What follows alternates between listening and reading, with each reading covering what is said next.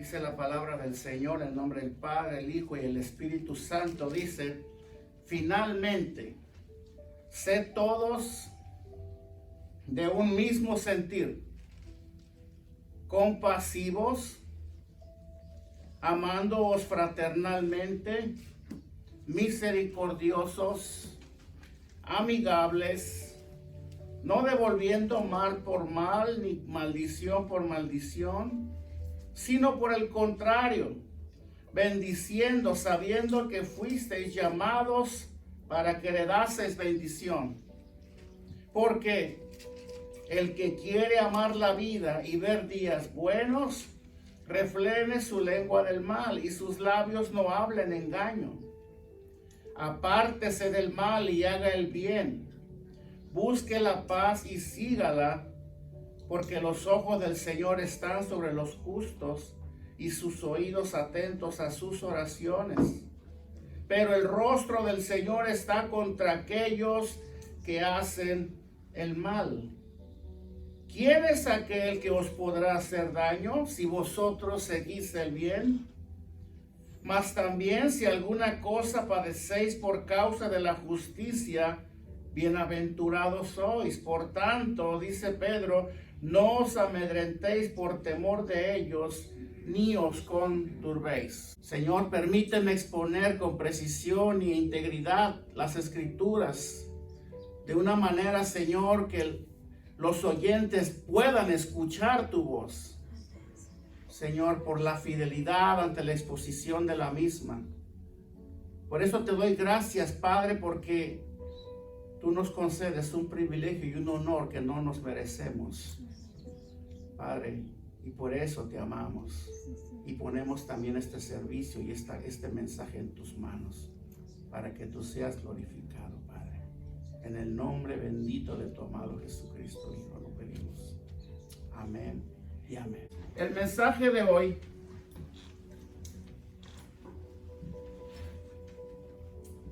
a primera vista parece ser como una exhortación sana y válida para los creyentes, y lo es, pero tiene una razón y tiene un contexto en el cual esta palabra es sostenida en la palabra de Dios. ¿Sí? La realidad es que detrás de una exhortación tan llena de amor por parte del apóstol Pedro, tan llena de solidaridad, había una realidad cruda en la vida de los oyentes que la estaban escuchando en aquel entonces. Amén. Una realidad cruda, una realidad que quizás nosotros no quisiéramos vivir. Generalmente se nos dan buenos consejos y a veces cuando la situación no amerita tanta disposición para obedecer o para seguir un consejo, simplemente lo tomamos como lo que es, un consejo. Gracias, te lo agradezco. Pero cuando ese consejo nos llega, o esa palabra de exhortación nos llega en un momento clave de tribulación, en medio de una situación que estemos atravesando tú y yo, la recibimos como el que recibe, como el sediento que toma agua en ese momento, que siente que se seca, que necesita algo que lo vivifique, algo que lo motive, algo que lo levante, algo que lo haga volver a la vida. ¿Me doy a entender aquí?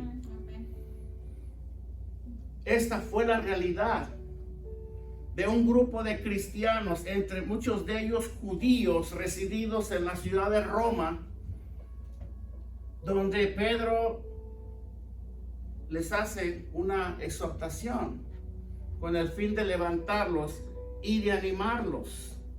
Amén. Pero no voy a adelantarme mucho al texto. Simplemente quiero entrar con la introducción en esta mañana para el mensaje de hoy. Amén. Hermano, en este presente párrafo que acabamos de leer, el autor, como ya lo vimos, y por el nombre del libro, es Pedro. ¿Sí?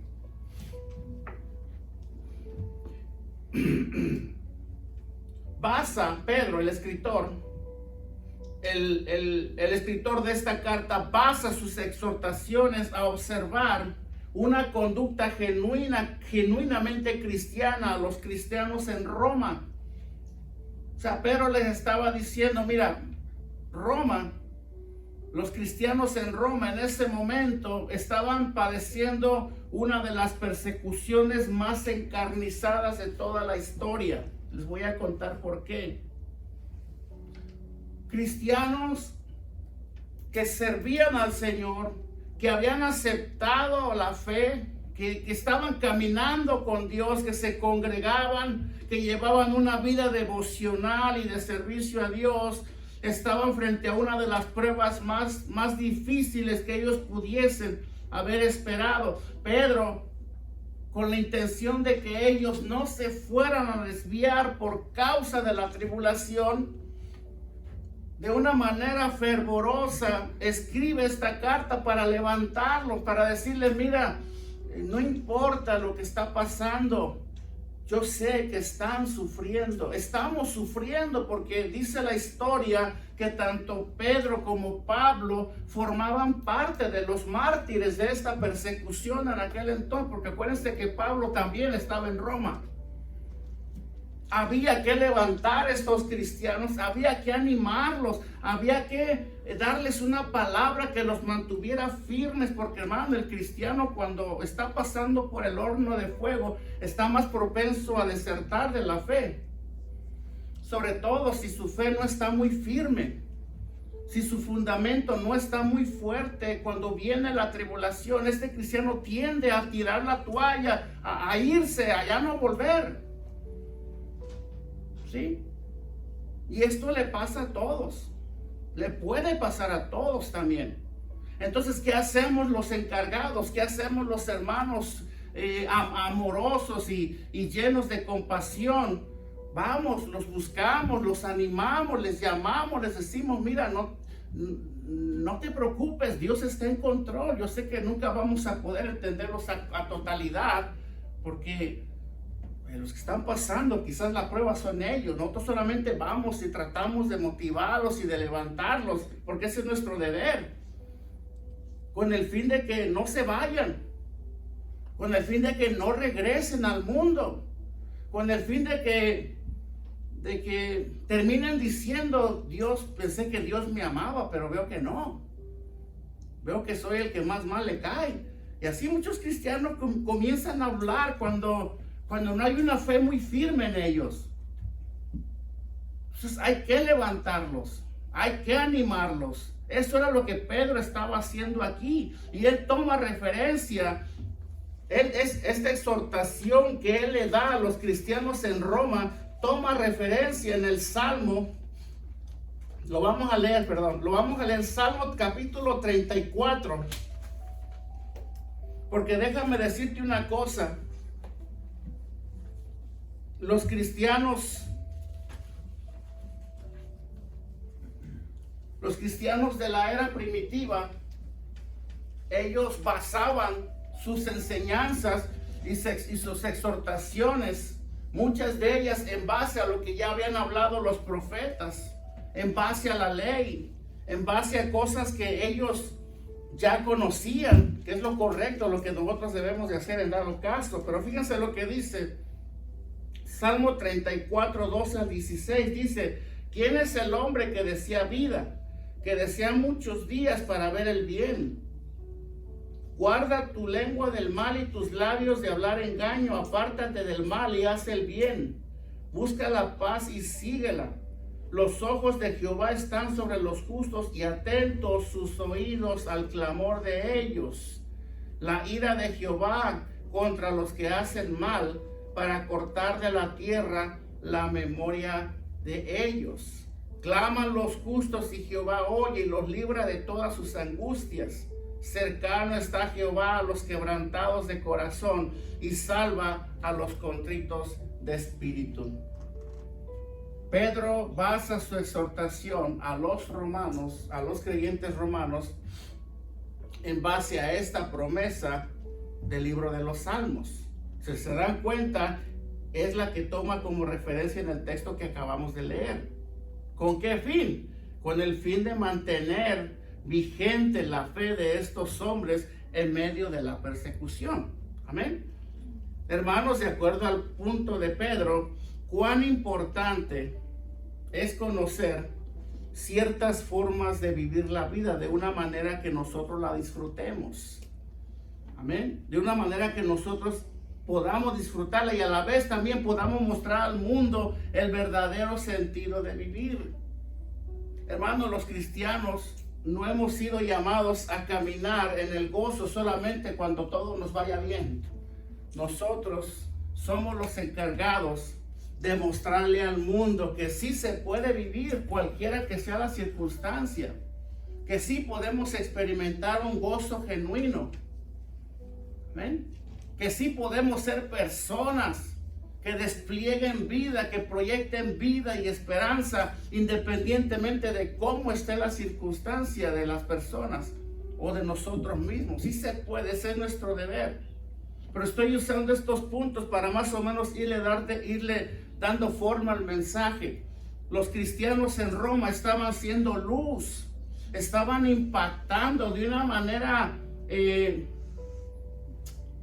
grandiosa la fe de los habitantes en Roma. El evangelio se estaba extendiendo.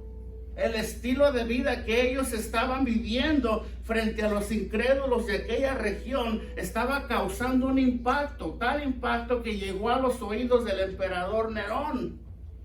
Amén. Un hombre idólatra, pagano, pecador, ambicioso, porque dice la historia que este hombre fue el causante de la persecución que vino sobre los cristianos de aquel entorno. Nerón, el emperador Nerón, en su deseo de seguir construyendo, en su ambición de seguir construyendo y edificando en la ciudad de Roma, opta por destruir y quemar la ciudad para comenzarla de nuevo. Pero eso no fue todo. Esa acción egoísta de Nerón provocó la pérdida de muchas casas, provocó la pérdida de muchos templos religiosos, provocó la pérdida inclusive de muchas de las reliquias que se adoraban en aquella ciudad. Y eso, hermano, provocó gran hostilidad entre los habitantes de Roma hacia Nerón, a tal punto que su posición se vio amenazada en un intento egoísta de edificar una ciudad a su deleite, para su deleite. Él termina siendo rechazado aún por sus mismos habitantes. Su trono se vio en peligro. Él tenía que hacer algo para salvar su reputación y su imagen frente a los ciudadanos. ¿Y sabes qué fue lo que hizo? Le cargó la culpa a los cristianos. Él decide culpar a los cristianos de esta devastación en la ciudad, lo cual provocó la persecución más encarnizada, como dije hace un momento, que el pueblo de Dios pudo haber experimentado. Amén. Fue Nerón el causante y muchos de los ciudadanos murieron. Muchos de los cristianos de aquel entonces dentro de esta persecución murieron. Amén. Fueron víctimas de la persecución. Ante esta terrible realidad con nuestros hermanos, como habíamos dicho, Pedro intenta animarlos a través de esta carta. Es que no había de otra. Amén. Eran situaciones lo suficientemente, con el peso suficiente como para hacer que el pueblo desertara de la fe así de fácil. Por eso yo les decía hace una semana atrás, ¿cuál será la reacción de muchos de los cristianos cuando algo así venga a suceder? Hay que animarlos, hay que predicarles el evangelio, hay que exhortarlos, hay que prepararlos, hay que motivarlos a seguir, hay que enseñarlos a no depender de sus circunstancias, sino a depender de Cristo en medio de sus circunstancias. Hay que aprender también a mantener el gozo y la fe en medio de la situación, sea buena o sea mala.